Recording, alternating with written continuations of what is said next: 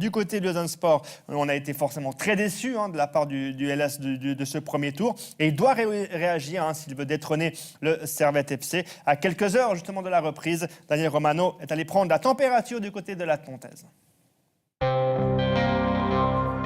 Avec 7 points de retard sur le leader Servette et une inattendue 3e place derrière Winterthur, Lausanne retrouve le terrain demain avec la réception de Kriens. Le but du club vaudois reste inchangé, la montée par la grande porte.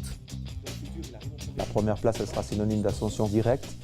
La deuxième, elle met le compromis d'un match de barrage et on ne parle même pas d'une 3e place qui serait synonyme d'une saison qui n'est pas réussie. En tout cas, on se structure pour disputer un championnat de Super League l'année prochaine. Pour atteindre ce but, le LS a engagé 2 renforts. L'attaquant français Anthony Koura et le latéral droit serbe Nikola Boranjasevic, absent de l'entraînement. 2 arrivées, 4 départs et la volonté de Giorgio Contini de réduire au maximum un effectif trop nombreux. Si tu as un groupe de 27, 28, 29 joueurs, tu auras toujours 8, 9 joueurs qui sont déçus. Et là, pendant des semaines, pendant des week-ends, c'est dur d'attendre toujours ça. L'un des joueurs sur lequel le coach lausannois comptera sans aucun doute dans cette seconde partie de saison, c'est Andy Zekiri. L'international M21 semble enfin avoir trouvé une certaine régularité devant le but. Andy, c'est un des joueurs qui a montré les premiers 6 mois qu'il a les qualités, qui a surtout afin de travailler bien, de faire des buts. Conserver l'objectif de départ, retoucher l'effectif et changer de mentalité. Voilà ce qui pourrait mettre fin à la déception et à la frustration du public lausannois. En fait, dès le moment où Lausanne doit assumer quelque chose, on ne répond pas forcément à ça. Et c'est peut-être cette mentalité quelque part qu'on essaye aussi de changer au travers du supporter aussi.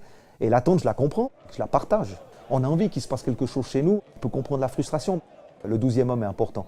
Qu'il soit 1300, mais 1300 positifs seront toujours mieux que les 3400 ou les 3500 qui commencent à siffler à tout va. En 3 mots, quelle sera la bonne formule pour aller chercher Servette et remporter cette Challenge League? Travailler et encore une fois, travailler.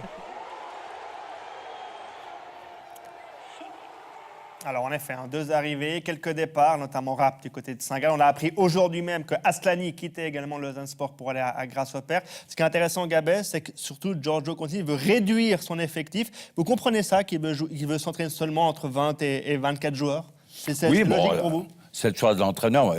L'entraîneur, il a toujours raison, sauf qu'il faut des résultats. Donc aujourd'hui, Lausanne se trouve à 7 points Servette. Ils ont des grandes ambitions. Pablo, je crois qu'il a annoncé la couleur. Ils veulent monter par la grande porte. La grande porte, donc, c'est finir premier. Ça va être compliqué. Si, disons, j'ai vu des signes quand même un petit peu positifs sur la fin de championnat, où quand l'entraîneur a fait un petit peu le ménage et tout, lancer quelques jeunes comme Paz, comme Puertas et tout, et l'équipe a trouvé un petit peu de dynamique avec des résultats positifs.